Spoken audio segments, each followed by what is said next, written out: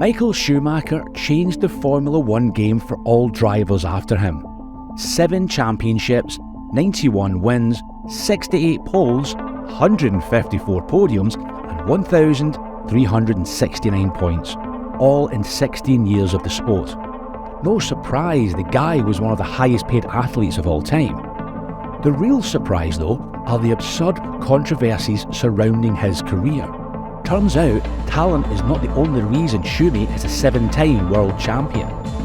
Keep watching and you'll find out all about Schumacher's worst controversies and the lie that kick-started his F1 journey. Some people argued he was innocent, and I could have believed it, if it wasn't for everything we're about to uncover in this video. Spoiler alert, scandal number 3 ruined careers. The year was 1991 and Bertrand Gashot was Jordan's new driver. But sometimes destiny has a sense of humour. Gashot got into a fight with a taxi driver and used pepper spray in self-defence. The driver had to go to court between the Hungarian and Belgian GPs. Gashot thought he would get a light sentence, but he got 18 months in prison. People protested, saying the government wanted to set Gashot out as an example. Eventually, the driver was able to get out, but that's not the focus of the story. Enter Michael Schumacher. The 22-year-old would do anything to drive Belgium's Spa Grand Prix as Jordan's new driver. So in a desperate attempt to secure a race seat, Schumacher's manager told Jordan the driver knew the circuit better than anyone because he was around 100 kilometres from his hometown. This was a complete lie. He lied to me. He lied blatantly to me, the Irishman recently said in an interview. But at the time, the move convinced the folks at Jordan to give Schumi a test. Schumacher nailed this test. He was an excellent driver and knew how to explain in incredible detail the car's behaviour to engineers. But before racing, he had to sign an intent contract committing to stay with Jordan for a long time. This contract would be the first time Michael cleverly manipulated those around him. Schumacher ran with Jordan and had a formidable performance. Jordan leapt at the opportunity to sign the German long term, but Michael had no intention of staying there. Turns out Schumacher and his team manipulated Jordan's driver contract. The original contract would sign Schumacher for 91, 92 and 93 seasons, maybe 1994.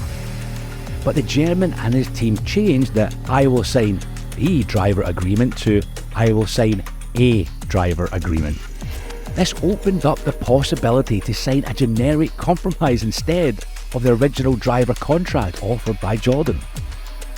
It couldn't have been anything including visiting Jordan's factory twice a year, easily done to avoid staying at a team you don't want to drive for. Angered, Eddie Jordan went to court but lost. Soon after, Schumacher signed with Benetton. If you thought contract manipulation was bad, just wait till you hear what happened at Benetton. The German had good performances with Benetton for a few years, but nothing out of the ordinary, till 1994 changed everything. This was the year a terrible doubt filled the air.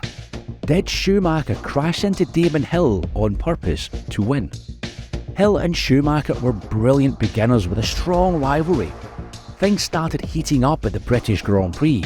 Schumacher got a 5-second penalty during the race, but his team told him to ignore the penalty. This got him black flagged. Schumacher was disqualified from the Silverstone race. Halfway through the season, Schumacher was way ahead with 66 points, while Hill occupied second place with 39. Back then, a win was worth 10 points and not 25. This seemed like a big difference, but Schumacher was disqualified once again. A thin plank of the bottom of the car was supposed to have a wear tolerance of 1mm. Schumacher's Benetton had worn more than this. The German missed the next 2 races, which Hill won. Now things were critical for Schumacher. In the final race of the season, Damon Hill was only 1 point behind. This would determine the winner. The two ran tight until something very strange happened. On lap 35, Schumacher made a mistake. He tried to pass him and the two collided. It's Schumacher, they're both off, they're both out! Both drivers were out of the race. Schumacher won the championship by 1 point. But how did that happen? It seemed Schumacher had damage to the car. Part of the suspension looked defective. But if you pay close attention to the footage, you can see he was having difficulty controlling the car. But the question remains, was Schumacher responding to the damage by swaying the car, or was he trying to crash into Damon Hill? Did Schumi crash on purpose to get the win? Despite outcries, the FIA took no action. And in 1995, Schumacher won another title, becoming the youngest two-time world champion in F1 history at the time. Schumacher had everything going for him, but the stain of the 1994 incident still remained. Like I said, some people argued he was innocent, and boy, I could have believed it if it wasn't for what happened next. Schumacher moved to Ferrari in 1996. He was excited about the challenge of bringing a wrecked team back to glory. But in 1997, surprise surprise, controversy struck Schumacher again. Michael Schumacher crashed into Jacques Villeneuve during the Spanish GP. And this time, there was proof it was on purpose. Once again, both Schumacher and his rival were favourites for the title. Schumacher drove for Ferrari while Villeneuve drove for Williams. Nobody else stood a chance. Everyone knew the winner would be one of them. Together, Schumacher and Villeneuve had won 12 out of 16 GPs before the final race. Again, only 1 point separated Schumacher and his rival in second place, so if both were out of the race, the German would win by default. This made the Canadian terribly worried, and rightly so. He feared Schumacher would pull something on him just like Damon Hill in 1994. The fight was tight. During the sharp hairpin corner, Villeneuve dived on the inside to surprise Schumi, but the German cut him off and crashed into his rival. Schumacher was out of the race, but Villeneuve kept going, finishing in third and won the title by 3 points.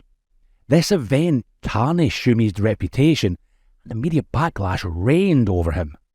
Initially, Schumi denied all blame. But later, the German admitted he had made a mistake. I have to admit that I have done a mistake and I have done what I did. And I have to accept, and I do accept. In November of 1997, the FIA reached a conclusion on the case. Schumacher's manoeuvre was instinctive but not premeditated. The FIA declassified Schumacher from the championship and he lost second place.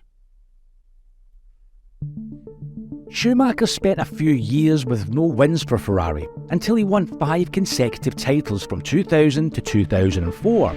But a shameful event is just as memorable as Schumacher's 5 consecutive championship victories. The day Rubens Barrichello gave up his victory to Schumacher in Austria's 2002 Grand Prix. Schumacher was the undisputable leader of the championship with double the points of second place, while Barrichello sat in 6th place. Things started to change for the Brazilian. After practice and qualifying, Barrichello was in pole position. When it came to the final race, the Brazilian was in first place until Ferrari gave him orders to let Schumacher pass.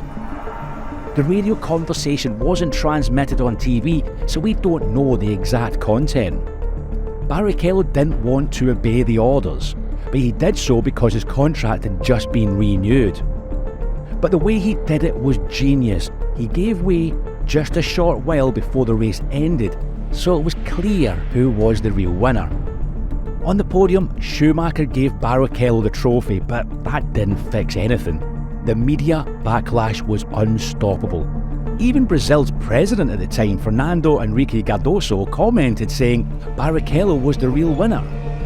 Ferrari tried to justify themselves, saying they had lost the championship in the past by just a few points, so they wanted to ensure Schumacher was the lead.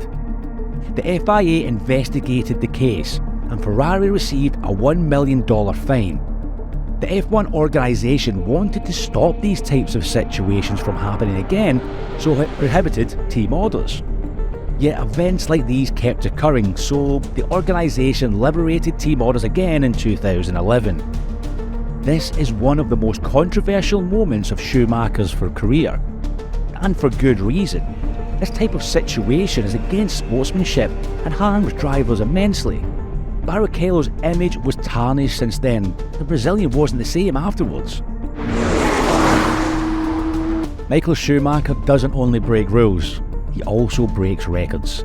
Like most wins in a season, total career wins and most career titles. The driver had a fulfilling career, retired in 2006, but he missed the sport, so he returned in 2010 for 3 more years with Mercedes. But things ended on a sad note. In 2013, Schumacher was skiing with his then 14-year-old son and had a severe accident.